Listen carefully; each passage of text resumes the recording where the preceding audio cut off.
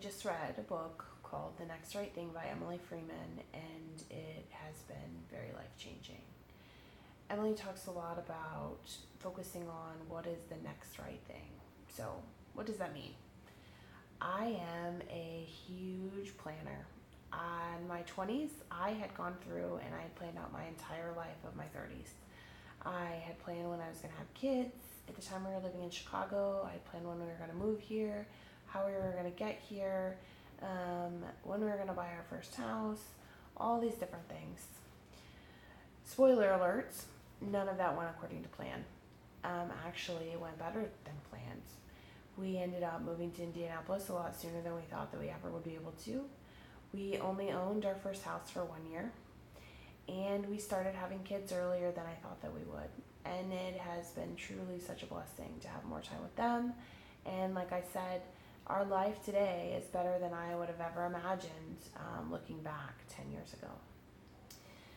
So in Emily's book, she talks a lot about, again, focusing on what is the next right thing and not getting so hyped up in all of the things that are going on that could go on in the future. A quote from the book says, that she writes is, "There is power in naming the unnamed things." This is an important part of our decision-making practice and a key to taking our next right step in love. Remember, today is a plot point. See it honestly for what it is, but don't confuse the moment for the whole story. So sometimes I get so caught up in the little things that they don't matter, or I need to focus on these big extravagant events, but every single day we're making memories with our family, we're building our character, and character is really built over several small things, not these big moments in life. So it's been very challenging for me to kind of take a step back and really appreciate, enjoy, and focus on the here, the today, the now, and just understanding how important that is. Ambiguity stresses me out. It is something that makes me very uncomfortable. And so focusing on this next right thing is something that has been very hard for me.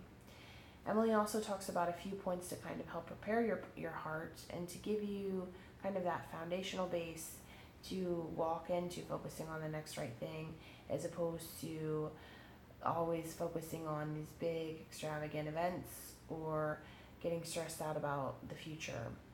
So some of the things that she talks about is soul clutter, which I think is so interesting. Our culture right now is very focused on minimalism and essentialism, which I love.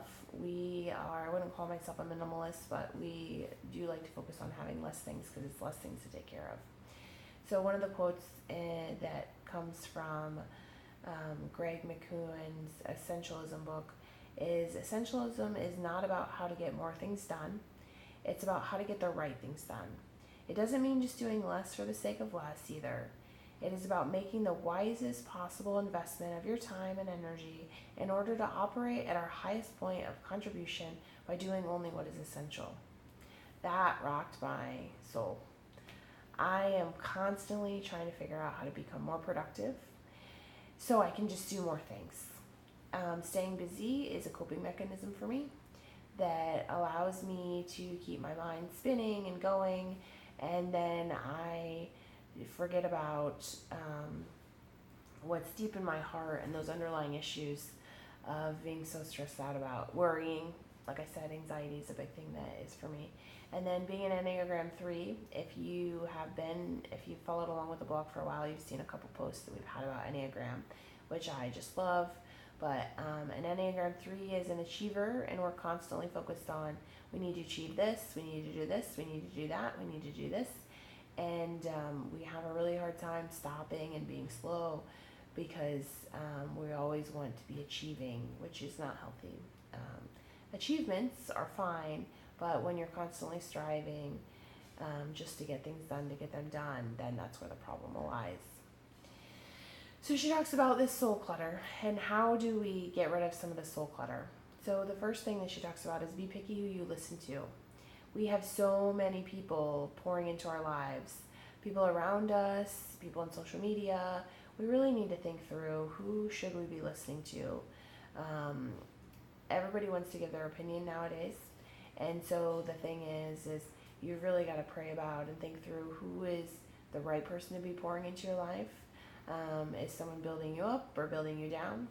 She also talks about these, we need to stop filling our lives with all of these gurus. So an example of that would be, for me, I'm constantly doing a million things at once, and I have probably 5 books that I've started right now, and I want to work on all of these different areas of my life, which there's nothing wrong with that, but at the end, if you actually stop and think about it, there's no way I can focus on a million things at one time. So she talks about how, like for example, I have several books about parenting. I have several books on my book list. Then I want to read about meditation and about working on physical fitness. None of those things are bad, but at the same time, I cannot be reading 6 different books at one time and really be able to like be filled in from that. So she focuses on just following one guru at a time. So for example, for me in the stage of life that we're in right now, I'm always looking casually at different things that we could do to our house, but I am not actively pinning things for different projects that I can do.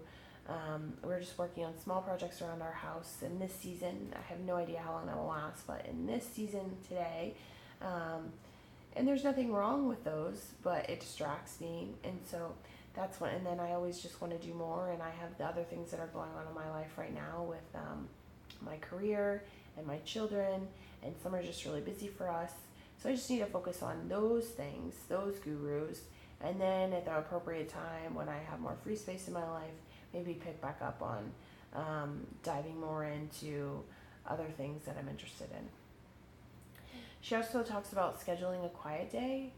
This is something that gives me a lot of anxiety. I do not like to be quiet. I do not like to be still. But I know that in those times that I am still, that God really speaks to my heart. So she talks a lot about just scheduling that quiet day, listening to what we're supposed to be doing, and again, not just filling our days with random things. I think this is one of the things that I would really encourage everybody to do this, and this is something that I'm working on putting into my schedule, of just stopping and being still and listening to God, thinking through what you're doing, and just really understanding, are you doing the right thing? Like I said, I'm constantly filling my life with just random things that if I were to stop, really be thoughtful and mindful about what we're doing, what I'm doing, I would be a lot less stressed because I'm doing things that I should not be doing. And they're not bad things. They're just things that aren't right for me in this season. Then she also talks about quitting something. So this kind of goes a little bit about what I was talking about earlier. If you know me, I am obsessed with remodeling our home, and I love doing house projects. When in Emily's book it talks about quitting something, and I started praying about it, and I just kept constantly coming back to our bathroom. If you are in my close circle of friends, you understand that I have been talking about this bathroom renovation for years. Since we moved into the house, it's been something that I wanted to do. And there's nothing wrong, obviously, with renovating things. We've renovated our entire house except for this bathroom, and our kids' bathroom. And I have just been praying about it, and God just keeps saying, I'm really excited about doing the project, but I can't, the design that I was wanting, that I've been spending over 6 months on and asking several people around me for different input. I'm just not excited about what the design is and what the finalization was and about the colors that we had chosen. And God just has been telling me, hey Amanda, I think you need to kind of put this on hold right now. I think you need to quit actively working on the bathroom. I mean, I've been spending so much time pinning things and planning things and budgeting and getting quotes. And then my soul has just felt kind of weighed down. Because again, with some of the other things that we have going on in our life right now, it's just not the right time. My kids are small toddlers, and I am super cheap and am doing a lot of the remodel by myself, or not by myself physically, but doing it, not hiring a lot out. And that's something that I have been thinking through too, is do we just hire more portions of it out? But in the grand scheme of things, this is not a video about my bathroom project, but just letting you know how excited I've been, how I've been working on it for a long time, and making the decision to quit that for now has been very hard. But I feel a lot of peace at the same time because I can focus on other things. So it has been very freeing to just kind of be able to let that go for now. One last quote that I would like to read that has really been stirring up in my heart, that says, from the book, maybe a reason why a particular decision you're carrying today feels difficult. Excuse me. Maybe a reason why a particular decision you're carrying today feels difficult is about there are things beneath the surface that remain unnamed within you. Things you either haven't acknowledged or would rather ignore. Sometimes indecision is the result of a busy schedule or a hesitant personality. Other times it's because something within us remains unnamed and we simply don't have enough information or self-knowledge to move forward. That, I think, sums the book up a lot, especially if you struggle with anxiety or you struggle with needing to be, if you're a planner. I think sometimes one of the things I've been really wrestling through is I keep myself busy. I know that it's a coping mechanism for me. But then I'm just not focusing on what's beneath that, causing myself to think that I need to constantly be busy. So again, I would highly recommend this book. I'm sure that there are other things that you'll read and you'll get different things out of it. One last thing too that I just want to talk about is she talks in the book about never being enough, and she sees this yacht when she's on the side of, she's looking at the ocean, and beautiful yacht, and she starts thinking, man, I wish that I was on that yacht, it's so beautiful. And then as the boat starts passing her, the boat's called Never Enough. And I know for me, I'm constantly comparing my life to other people and how I'm never enough, or I want this, and when I get this done, I'll be happy, and when I get this done, I'll be happy, when I get this project done, I'll be happy, when I make this much more money, I'll be happy, when I achieve this, I'll be happy. We never are going to think that we're enough. We're always going to compare ourselves to other people. So I think just kind of stopping, taking a breath, understanding what's going on, and really examining our motives and focusing on the next right thing will be a lot of help. So, and there are several more points that I could talk about, but we don't have all day. So I would suggest that you go through and you buy the book. You will not regret it. And then you'll have to let us know what you think. Tag us on social media with #TulipandHoneyReads. Thanks, guys.